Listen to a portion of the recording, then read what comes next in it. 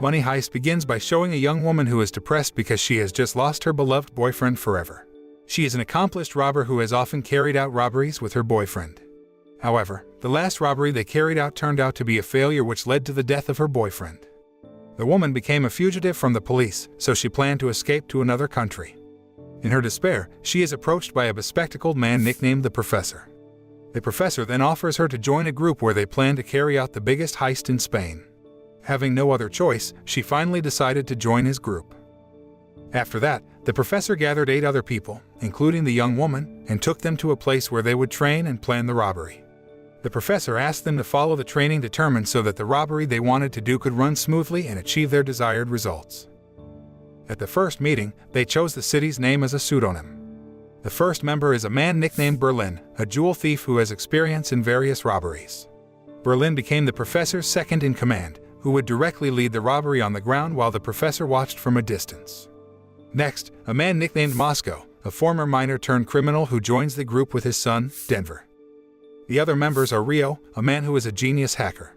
Then 2 men are veteran Serbian soldiers nicknamed Helsinki and Oslo, and a woman nicknamed Nairobi, an expert in counterfeiting and forgery, in charge of printing the money and overseeing the smelting of gold. The last member is the young woman who chose Tokyo as her alias. They were all recruited by the Professor, the robbery's mastermind, and had planned everything very carefully. He has no criminal record or population data, so he is often nicknamed the Ghost. For 5 months, the Professor teaches all the important details about their upcoming robbery and insists they are forbidden to kill anyone. They wore red uniforms, complete with masks that completely covered their faces when carrying out the robbery. The 8 men were about to commit a robbery at the Royal Mint of Spain, where they took 67 people hostage, including bank employees and high school students who were on a study tour. The hostages were then asked to hand their cell phones to the robbers. A girl named Allison Parker will be a key prisoner in the robbery and is placed in a separate room from the other hostages gathered in the main hall of the building. Meanwhile, the Professor assigned Rio and Tokyo to outwit the police by pretending to leave the building and re-enter, where they seem to be trapped there. However, the unexpected happened, because in the incident, Rio received a gunshot wound from the police, which then sparked the anger of Tokyo and immediately launched a fierce counterattack. She seemed so worried about Rio's condition until it was revealed that Tokyo and Rio were secretly having a love affair. The relationship between the two of them clearly immediately received opposition from Berlin and the Professor because they were considered to be interfering with the robbery plan. On the other hand, a policewoman named Raquel Murillo is assigned to handle the robbery case. She then meets a man named Luis Prieto, a member of the Spanish intelligence who oversees her work on the case. Raquel is then assigned to negotiate with the robbers over the phone, to which the Professor answers directly. However, the two of them did not reach an agreement that was beneficial to both parties. Meanwhile, inside the building, Berlin ordered the hostages to wear the same red uniforms and masks like those worn by the robbers. Prieto orders special forces to break into the building and knock out the robbers in the evening. However, Raquel opposes the plan because it could endanger the safety of the hostages. Prieto then told her that one of the prisoners there was Allison Parker, who turned out to be the daughter of the British ambassador to Spain. They had to prioritize Allison's safety because if something happened to her, it would trigger a heated feud between the two superpowers in Europe. On the other hand, the Professor had anticipated this, so he asked Allison to contact the police and tell them that all the prisoners were dressed as robbers. Prieto immediately hesitated, because if they acted rashly, they would endanger the safety of the hostages. He finally surrendered and gave an order to the special forces to retreat. After thwarting Prieto's plans, the robbers ordered all the hostages to rush to print as much money as possible. Meanwhile, Raquel decides to go to a cafe near the building to calm her mind and calls her mother. She meets the Professor, who happily lends his cell phone to her because her cell phone is running out of power. Without the slightest suspicion of the Professor, Raquel used his cell phone to call her mother. The next day, Berlin takes a female hostage named Monica to read an announcement outside the building that all hostages are fine. After that, he brought her back into the building. On the other hand, Moscow ordered some male captives to drill holes.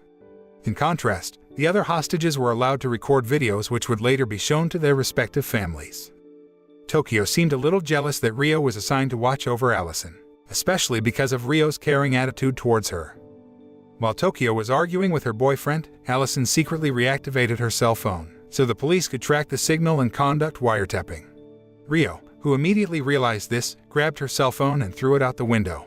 However, the police apparently managed to identify Rio's face and discovered several things through Allison's cell phone camera recordings. Raquel then made a phone call and got in touch with the professor, where she informed him that the police had identified the face of one of the robbers.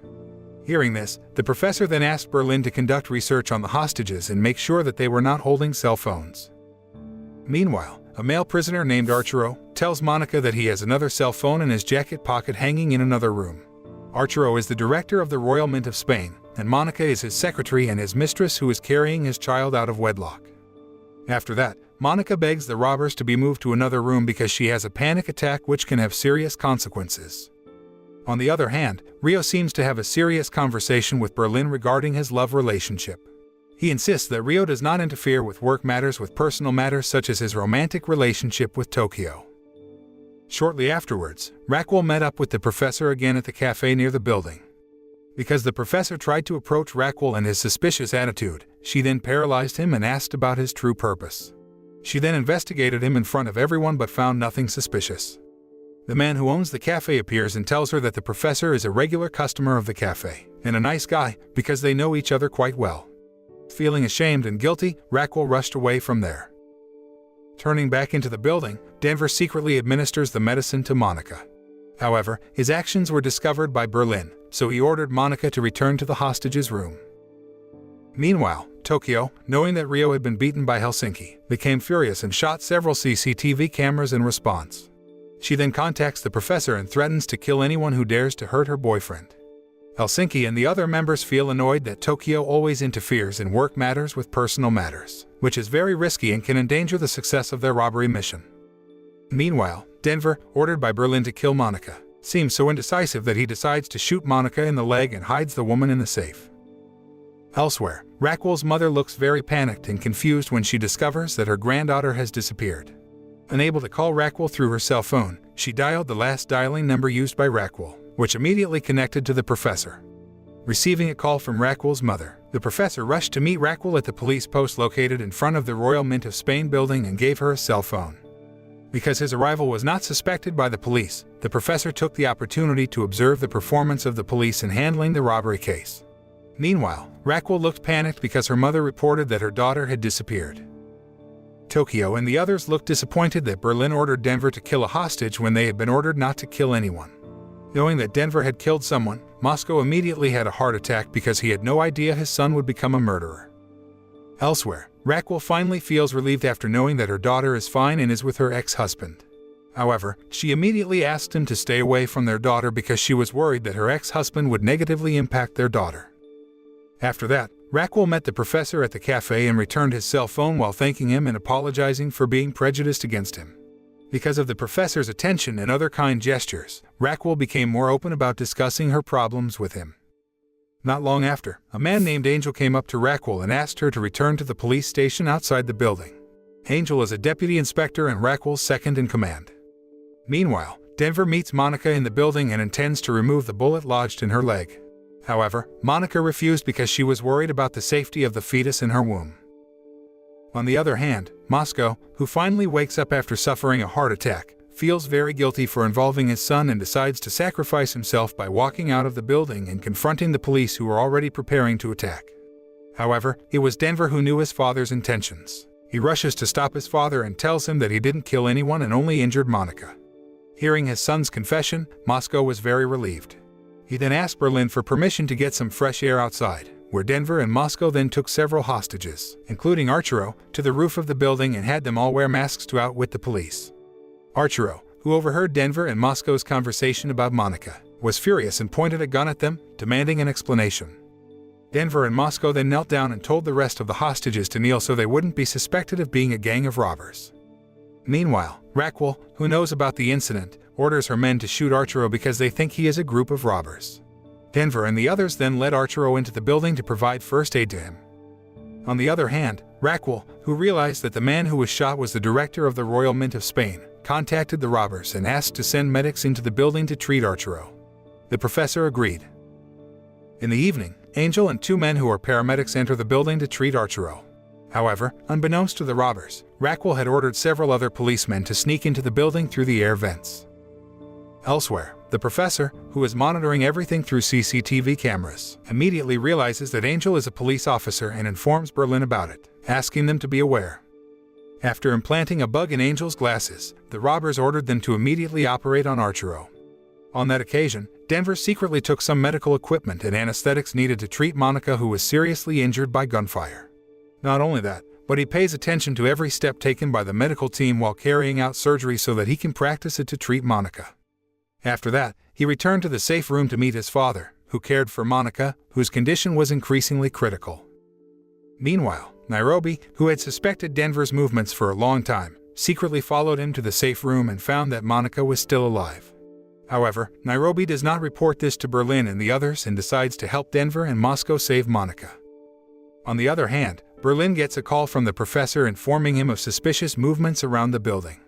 Berlin then ordered Angel and the others to leave immediately, and ordered the robbers and all the hostages to change their masks to immediately know if there was an intruder among them.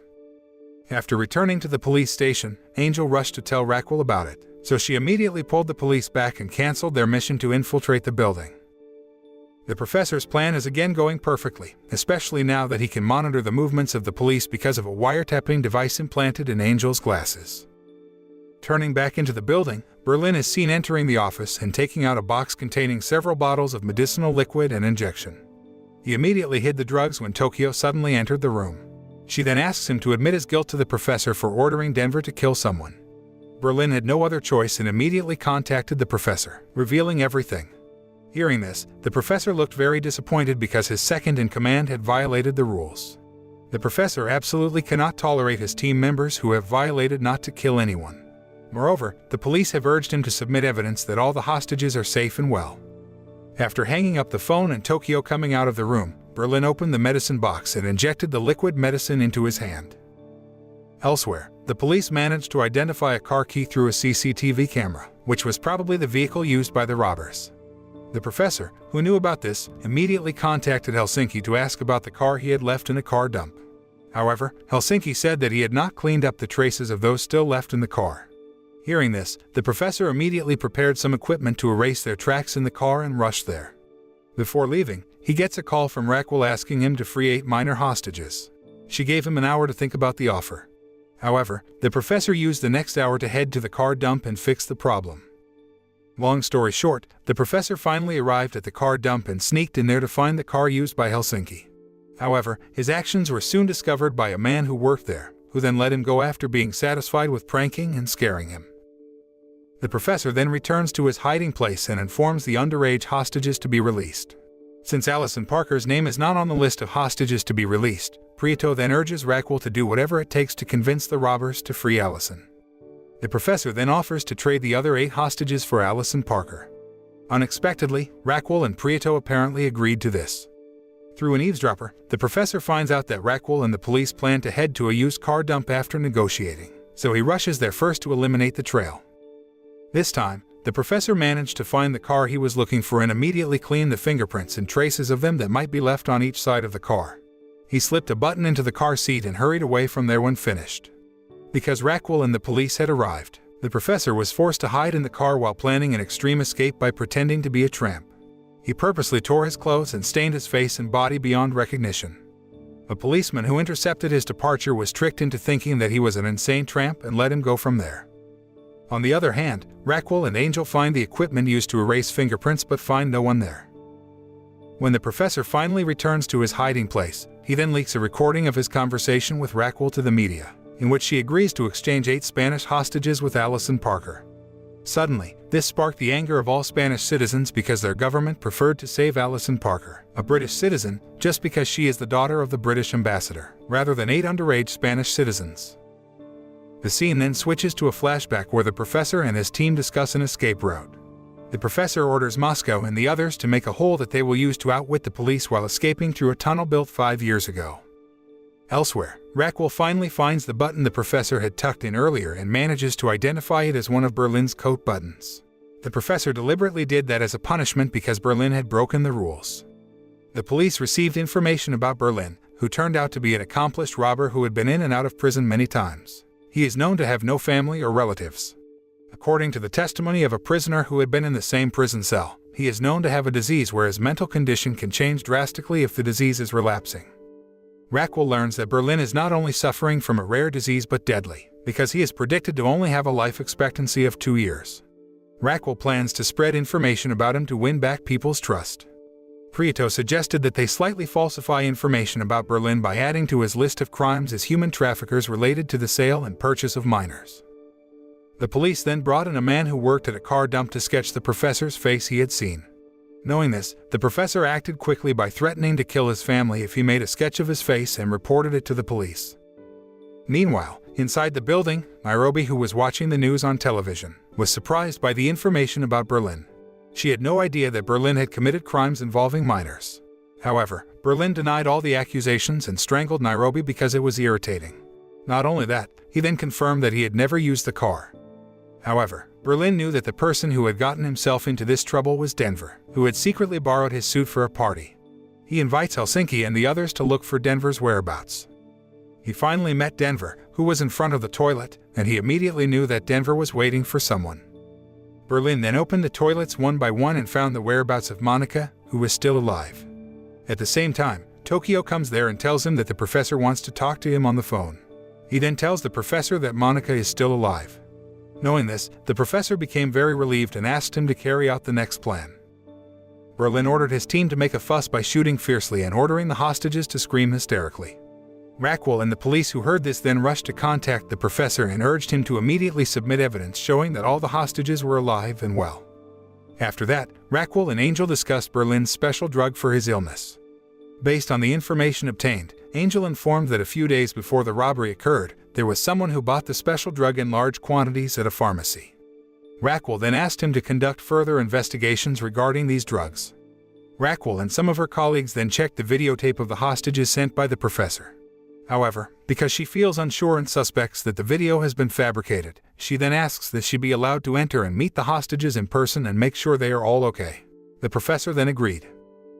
Raquel finally entered the building and was greeted by Berlin, Tokyo, and Rio. After being checked, Raquel turns out to be carrying a bug. Tokyo, who found the tool, handed it over to Rio to be destroyed immediately. However, unbeknownst to Tokyo and the others, the eavesdropper brought by Raquel turned out to be able to store a message for Rio that had been planned so that he could find out the message. After that, Raquel is met by the hostages one by one, where she confirms their identity and respective circumstances. She then tells Tokyo and Rio about Berlin's deadly disease, hoping for a split between them. Berlin didn't say anything when Raquel revealed his secret to them. After Raquel meets with Allison Parker and makes sure all the hostages are safe, she is forced to leave the building. At the same time, the professor meets Angel at the cafe. At first, the professor intended to dig up information related to the investigation carried out by the police. However, Angel instead asked for the identity and address of the professor's residence. The professor pretends to be an apple cider vinegar businessman who lives near the location to avoid suspicion. Unexpectedly, Angel then went to the professor's place to confirm his identity. The professor seems to have anticipated this and prepared everything.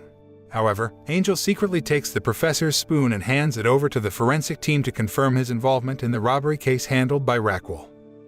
Previously, Angel had time to hand over fingerprints attached to the police car used by the professor when he threatened a man from a used car dump. If the professor's fingerprints on the spoon and the police car match 100%, it can be ascertained that he was involved in the robbery. Angel actually had long suspected him, who suddenly appeared in Raquel's life when she handled a robbery case in the Royal Mint of Spain.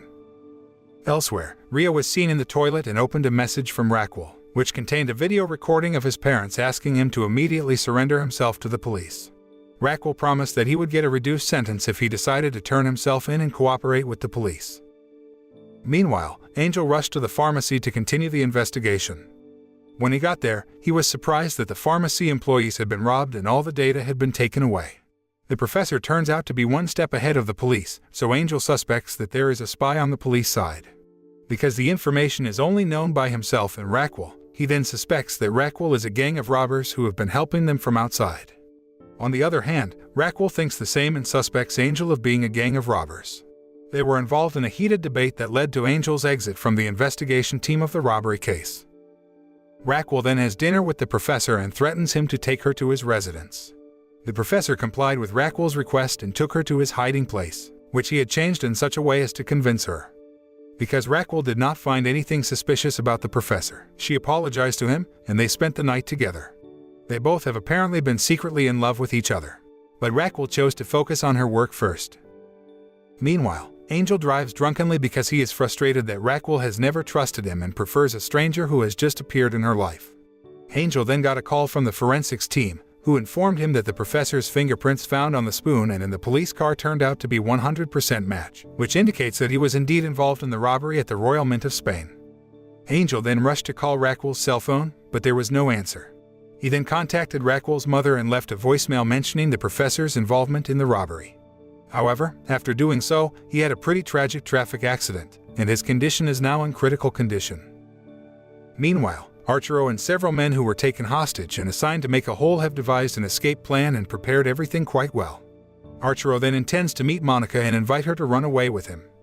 While he met Monica, the other hostages rushed to remove their handcuffs with the equipment they had prepared.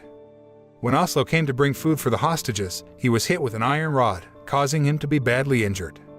Meanwhile, Arturo, jealous of Monica and Denver's closeness, becomes furious and challenges Denver to a fight. However, Denver can easily defeat Arturo, who finally tells the escape plan of the hostages so that he doesn't kill him. Hearing this, Denver rushed to inform Berlin and the others. At the same time, 16 people managed to blow up the door on the backside of the building and get out of there safely. The police immediately prepared to attack after the hostages were secured. Berlin and the others were involved in a shootout with the police, while the professor, who witnessed the incident through a CCTV camera, looked very tense and scared. They finally succeeded in repelling the police after Tokyo bombarded a barrage of attacks on the police, allowing Berlin and the others to easily block entry and control the situation. Meanwhile, Raquel knows about the escape of the hostages and Angel's accident through news broadcasts on television. She rushed to the hospital to check on Angel's condition. She later met Angel's wife, who told her that Angel had contacted her many times before the accident as if there was something important that needed to be reported to her immediately. Hearing this, Raquel becomes guilty for suspecting Angel of being a gang of robbers. Turning inside the building, Helsinki finds Oslo collapsed unconscious and badly injured. Berlin told Helsinki that Oslo was unlikely to survive when they took him for treatment because his injuries were severe and fatal. However, Helsinki refuses to believe and feels confident that Oslo can be cured because they are very tough war veterans. Helsinki's words made Denver and the others feel very sad and moved, but they agree with Berlin. Elsewhere, the professor seems to anticipate the escape due to the human nature of wanting to survive under any circumstances. However, he has other plans to deal with this, namely making the hostages their partners. The hostages were then asked to meet Berlin one by one and negotiate with the robbers, in which they were offered a €1 million reward if they obeyed the robbers' orders until it was time for them to be released. Meanwhile, in another place, Raquel, who had just arrived at the police camp near the location, received information about the wiretapping device implanted in Angel's glasses. Elsewhere, Raquel's mother listens to Angel's voicemail and writes down the information right away. Unable to reach Raquel's cell phone, she then called the professor and told him the information so that he would pass it on to Raquel. Hearing this, the professor panicked because Angel and Raquel's mother had found out his true identity. Because Angel is now in a coma in the hospital, the professor rushes to meet Raquel's mother and is forced to plan to kill the mother of the woman he loves. Upon arrival, the professor was greeted very kindly by Raquel's mother. He then put poison into her drink. However, when she was about to drink it, he slapped her hand until the cup fell and shattered. Apparently, the professor still has a conscience and doesn't have the heart to kill an innocent old woman. Raquel's mother, a bit senile, thought that the glass fell by herself and apologized to him. While Raquel's mother was cleaning up the broken glass and spilt coffee, the professor secretly deleted the voicemail from Angel and retrieved all the notes written by her that provided information about his true identity. Not long after, Raquel came home and was greeted by the professor with a bouquet of flowers. She invited him to have lunch with her and her mother, which he immediately welcomed. While eating lunch, Raquel thought through every piece of information she and Angel had gathered about the robbery case and began to assemble the scattered pieces of the puzzle into many plausible possibilities. After getting several plausible possibilities, Raquel ordered the police to find the house used as a hiding place by the robbers around the pharmacy, because most likely, they would not be far from there. Not long after, the police contacted Raquel again and informed her that they had found a house suspected of being a hiding place for the robbers before they carried out the robbery. She rushed over there and took the professor with her. On the other hand, the professor looks so tense and afraid that she will find the truth. While Raquel and the police barge into the house, the professor waits in the car nervously, because he notices that he and Berlin had been drinking the day before the robbery. Raquel and the police were shocked to find various photos and notes related to the Royal Mint of Spain robbery when they entered the house. They rushed to collect all the evidence there while the professor waited anxiously. And the first season of the Money Heist series was finally over. How's the story going? Did the professor and the others manage to finish the robbery and escape from the police as they had planned? Feel free to subscribe to our channel to get more updates about this series, and please check out our other great video. Thank you for watching.